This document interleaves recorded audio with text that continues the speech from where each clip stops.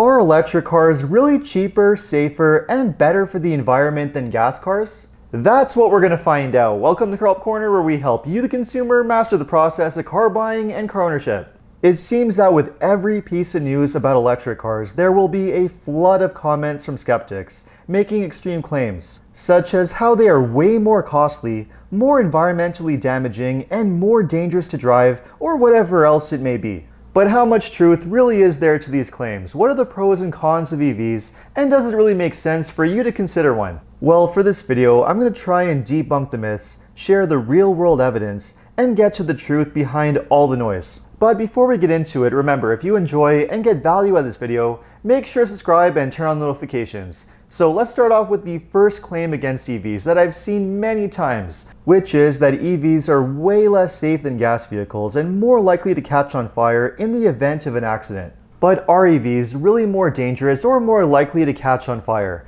Well, all the evidence that we have seems to point to no, they're not. According to the National Fire Incident and Reporting System data collected by the U.S. Fire Administration, there is an average of just under 120,000 passenger vehicles that catch fire every single year. Unfortunately though, we don't have any data in North America that breaks down how many of these cars are gas vehicles and how many of them are EVs. The Swedish authorities, however, are keeping track of this information. The Authority for Social Protection and Preparedness in Sweden recently released their first report of its kind, which specifically tracks EV fires and compares them against gas vehicles, and the results are very clear. EVs are much less likely to catch on fire.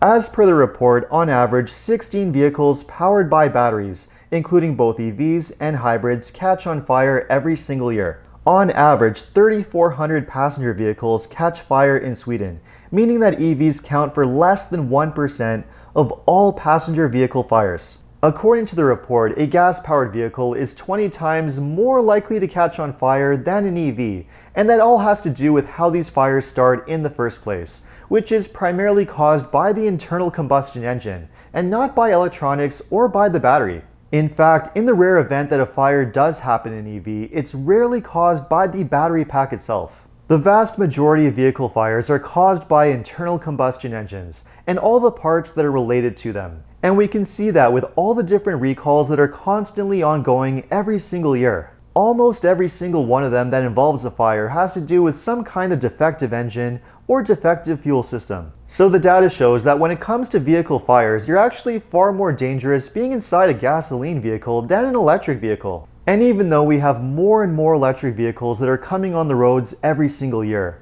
the number of fires as a result of them is not increasing in response, so it's not really a major issue. Now let's move on to the next major claim against EVs, which I've seen many times over and over again, which is that you're not going to save any money with an electric vehicle because the battery pack is just going to fail after a few years and it's going to cost tens of thousands of dollars to replace. Well, according to the data, this is another claim that so far is very wrong. The reality is that every single electric vehicle comes with a battery warranty that's at least 8 years long, and in some cases even 10 years long. So the risk of an expensive battery replacement during the first 8 to 10 years is next to zero. And even after that period, the evidence suggests that so far, battery failure is a very rare thing. The only EVs on the road that are more than 10 years old are the very early first generation EVs. And so far, according to the data, the majority of them seem to be doing perfectly fine. A study from Recurrent's team of battery scientists looked at a community of 15,000 electric cars,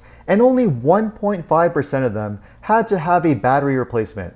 And out of that 1.5%, not including major safety recalls, all of those were from very early first generation EVs, some of which are even no longer in production. What's actually far more likely to happen than battery failure during the first 10 years of ownership is battery degradation. It seems that it's normal to expect the battery to degrade by around 5 to 10% during the first 100,000 miles or 160,000 kilometers. Which means that if you have an EV that has a range of around 300 miles, you should expect it to lose around 30 to 40 miles of range after the first 5 to 10 years. And based on this degradation pattern, we should see a realistic battery life on most EVs of around 12 to 15 years, although nobody really knows for sure because electric cars are just not old enough yet. One thing's for sure though, battery tech is constantly improving, so the likelihood of the next generation EVs being better in this area is only going to improve.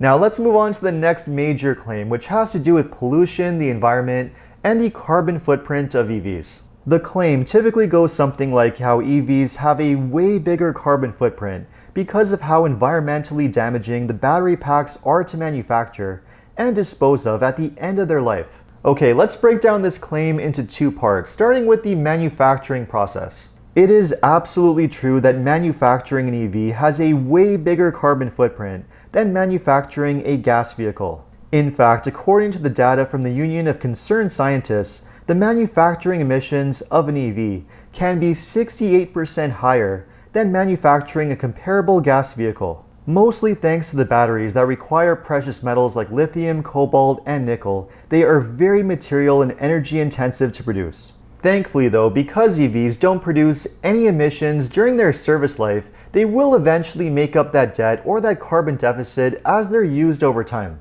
In fact, if you live in a location where your electricity is coming from renewable sources of energy, it could only take 2 to 3 years of average driving to offset the extra emissions, and then continue to outperform gas vehicles for the rest of their service life. In fact, in these regions, driving an electric vehicle is comparable to driving a gas vehicle that achieves an average of 85 miles per gallon or 2.7 liters per 100 kilometers. And by the end of their life, they will have produced half the climate change pollution of a gas vehicle. Now, of course, there are going to be situations where this is not the case, and driving an electric vehicle can do a lot more damage to the environment. This is going to be the case for certain EVs that have extremely large battery packs that are very material and energy intensive to produce, combined with living in an area where the electricity is coming from coal and gas. In situations like this, driving an EV is only comparable to driving a gas car that achieves around 35 to 40 miles per gallon, which means you can actually do a lot better with a hybrid car or maybe even a plug-in hybrid.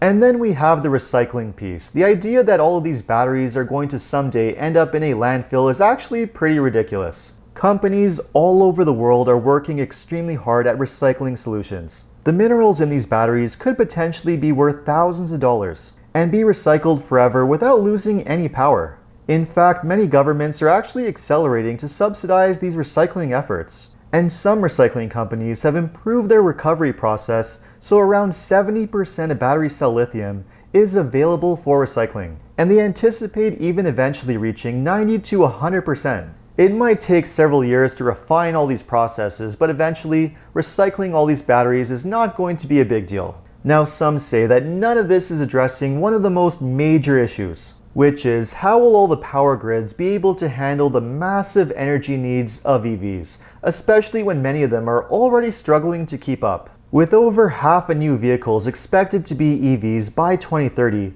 this could put a major strain on the electric grid, an aging system that's built for a world that's primarily run on fossil fuels. That means we will need major changes to the electrical grid, more solar and wind power, and more high voltage transmission lines to transport all the electricity from rural wind and solar power plants to demand centers. In a study commissioned by the California Public Utilities Commission, it's estimated that California alone would have to spend over $50 billion by 2035 in distribution grid upgrades in order to keep up with all of the EV demands. And if grid infrastructure does not keep up with the EV boom, drivers can expect more charging difficulties such as long queues, only being able to charge at certain times and places, and an overly strained grid system that's more vulnerable to extreme weather and even blackouts. Now, out of all the claims against EVs, this is perhaps one of the most concerning ones, and definitely one of the most difficult ones to address.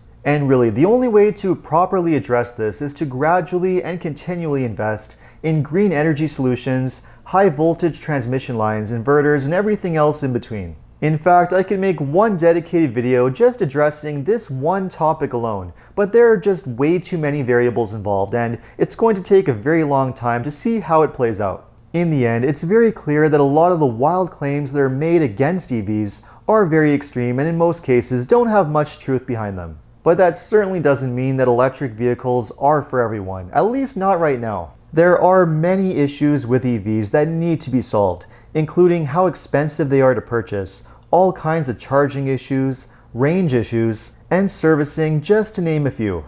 and the technology is going to see many improvements over the next several years. In fact, electric vehicle technology is progressing so fast that it's a little bit like PCs back in the 1990s, where every single new model was so dramatically better than the one that came before it just 1 year earlier, so you can really only benefit from waiting. So let me know what you thought of this video. Has it changed your mind about EVs in some ways, or would you even consider buying one in the first place? Let me know in the comments, and if you enjoyed this video, make sure to like and subscribe. You can also check out my other videos by clicking these links over here. Make sure to follow me on TikTok and Instagram, and if you need additional car buying advice, recommendations, or help with getting a great deal on your next new car purchase, make sure to visit carhelpcan.com. Thanks so much for watching, and see you next time.